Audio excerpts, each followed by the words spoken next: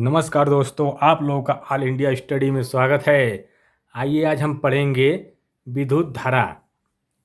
और जो UP TET, C TET, super TET में पूछे जाते हैं, रेलवे, हर एक एग्जाम में महत्वपूर्ण ये बनेंगे। आइए तो पहला क्वेश्चन देखते हैं। विद्युत धारा की इकाई क्या है? तो जो विद्युत धारा की जो इकाई होती है वह एम्पियर होती है। तो इसका सही जवाब है एम्पियर। प्रश्न नंबर 2, विद्युत धारा को मापने का यंत्र कौन सा है? तो जो विद्युत धारा को मापा जाता है वह ए मीटर से। इसका सही जवाब है ए मीटर। विभवांतर की एसआई इकाई क्या है? तो जो विभवांतर की एसआई इकाई होती है वह वोल्ट होती है। इसका सही जवाब है वोल्ट। प्रश्न नंबर 4, ओम का नियम क्या कहता है? ओम का नियम कहता है V बराबर आई आर। यही कहता है V विभवांतर और धारा और प्रतिरोध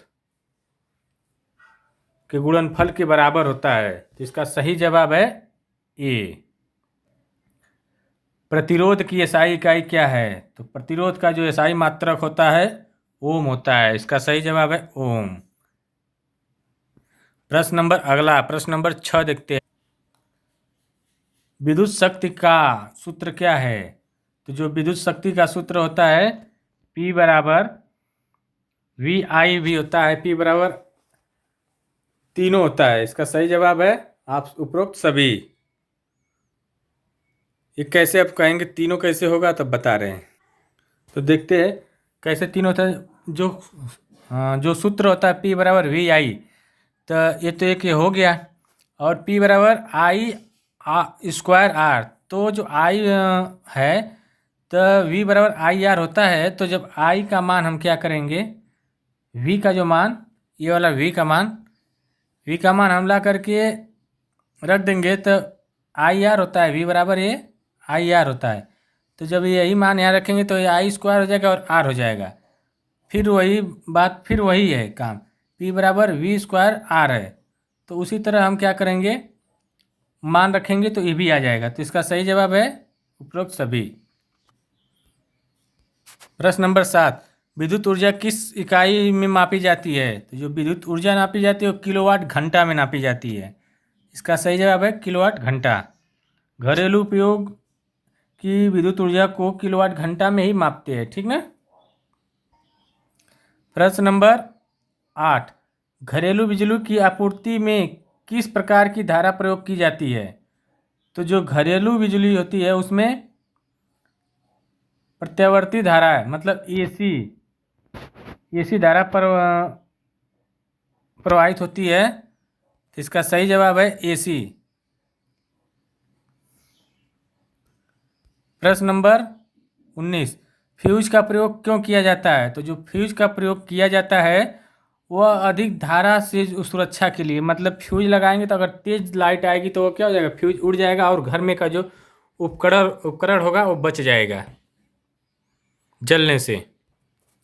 प्रश्न नंबर 10, धारा के चुंबकीय प्रभाव को किसने खोजा? तो यह धारा के जो चुंबकीय प्रभाव को खोजने वाले वैज्ञानिक थे यह ओस्टेड। इसका सही जवाब है ओस्टेड। यह 1820 में यह खोजे थे। प्रश्न नंबर 11 कह रहा है कि चालक में विद्युत धारा किसके कारण प्रवाहित होती है? तो जो चालक में विद्युत धारा प्रवाहित होती है यह इलेक्ट्रॉन के कारण। इसका सही जवाब है इलेक्ट्रॉन। प्रश्न नंबर 12, एक यूनिट बिजली किसके बराबर होती है? तो 1 किलोवाट घंटा के बराबर होती है। इसका सही जवाब है ए। प्रश्न नंबर 13, यदि प्रतिरोध दोगुना कर दिया जाए और विभवांतर समान रहे तो धारा क्या रहेगी? तो धारा क्या हो जाएगी, आधी हो जाएगी। इसका सही जवाब है आधी। कैसे, V बराबर होता है आई आर। तो कह रहा है कि अगर प्रतिरोध तो ये हो जाएगा हमारा कह रहा है प्रतिरोध दोगुना कर दिया जाए। तो अगर ए आर का मान दोगुना कर दिया जाए तो धारा पूछ रहा है ना आई, तो आधी हो जाएगी, ठीक ना। अगला क्वेश्चन, प्रश्न नंबर 14, विद्युत परिपथ में वोल्ट मीटर कैसे जोड़ा जाता है। तो जो विद्युत परिपथ होता है उसमें वोल्ट मीटर समांतर क्रम में जोड़ा जाता है। वोल्ट मीटर को हमेशा समांतर क्रम में ही जोड़ते हैं, तो इसका सही जवाब है समांतर क्रम, ऑप्शन नंबर बी। प्रश्न नंबर 15, ए मीटर को परिपथ में कैसे जोड़ा जाता है। तो ए मीटर को परिपथ में श्रेणी क्रम में जोड़ते हैं, इसका सही जवाब है श्रेणी क्रम, ऑप्शन नंबर बी। अगला क्वेश्चन, प्रश्न नंबर 16, विद्युत प्रतिरोध किस पर निर्भर करता है। तो जो विद्युत प्रतिरोध होता है वह लंबाई पर भी निर्भर करता है, चालक के क्षेत्रफल पर भी निर्भर करता है और पदार्थ की प्रकृति पर भी निर्भर करता है। तो इसका जो सही जवाब होगा option number D is correct answer.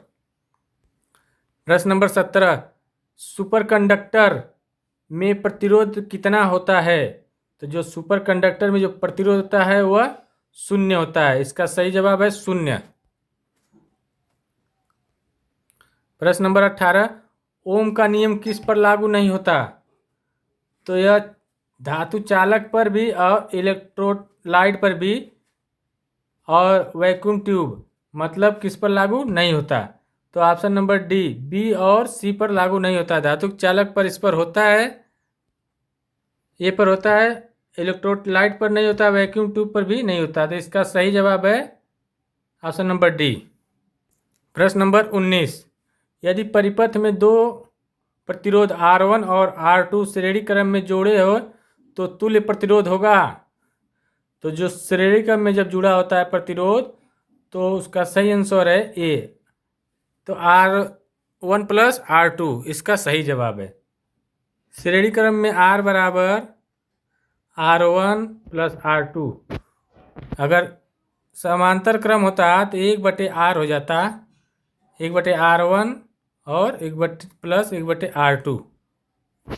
अगला क्वेश्चन, प्रश्न नंबर 20, यदि दो प्रतिरोध R1 और R2 समांतर क्रम में जुड़े हो तो इसका तुल्य प्रतिरोध।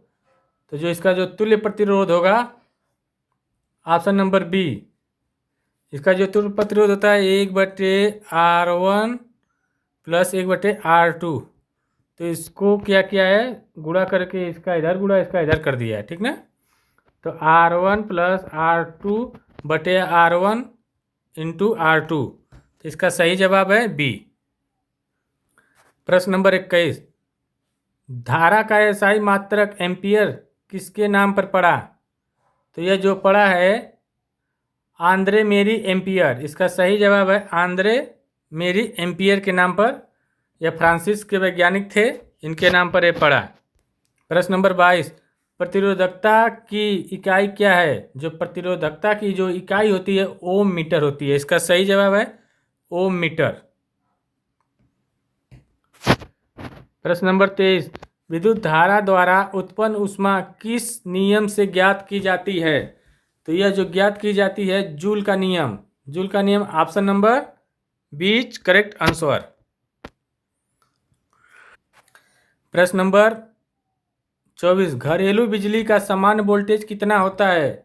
तो जो सामान्य वोल्टेज होता है, घरों में बिजली देखते होंगे 220 वोल्ट। प्रश्न नंबर 25 देखते हैं, परिपथ में शॉर्ट सर्किट होने का कारण क्या है। तारों का प्रत्यक्ष संपर्क, जब परिपथ में अगर शॉर्ट सर्किट हो रहा है तो जान लो कि वो दो तार आपस में सट जा रहे हैं, जिसकी वजह से विद्युत धारा का मार्ग बाधित हो जाता है और बहुत तेज से उसमें सर्किट होती है और जल जाता है। इसका सही जवाब है बी। प्रश्न नंबर 26, एलईडी बल्ब में किस प्रकार की धारा प्रयोग होती है। तो जो धारा प्रयोग होती है डीसी, इसका सही जवाब है डीसी। एलईडी बल्ब में किस प्रकार की धारा प्रयोग होती है, तो यह डीसी धारा प्रयोग होती है।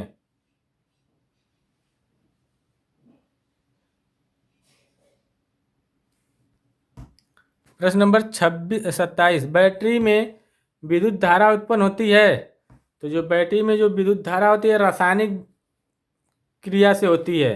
इसका सही जवाब है रासायनिक क्रिया। विद्युत बल्ब किस सिद्धांत पर काम करता है? तो जो विद्युत बल्ब है यह ऊष्मा का प्रभाव पर कार्य करता है। इसका सही जवाब है बी। प्रश्न नंबर 29, ट्यूबलाइट किस सिद्धांत पर कार्य करती है? तो यह विद्युत विसर्जन। ट्यूबलाइट में गैस डिस्चार्ज से प्रकाश उत्पन्न होती है, तो इसका सही जवाब है ऑप्शन नंबर विद्युत विसर्जन सी। आज का लास्ट और अंतिम क्वेश्चन, किसी परिपथ में विद्युत धारा के प्रवाह का स्रोत क्या है? तो जब विद्युत धारा का प्रवाह का स्रोत होता है सेल या बैटरी। इसका सही जवाब है सेल या बैटरी। तो वीडियो अच्छी लगे तो चैनल को लाइक शेयर सब्सक्राइब करें। अब चैप्टर वाइज हर चैप्टर का मैं क्वेश्चन करा दे रहा हूँ, आप लोग जा कर के प्लेलिस्ट में देख लीजिए। धन्यवाद।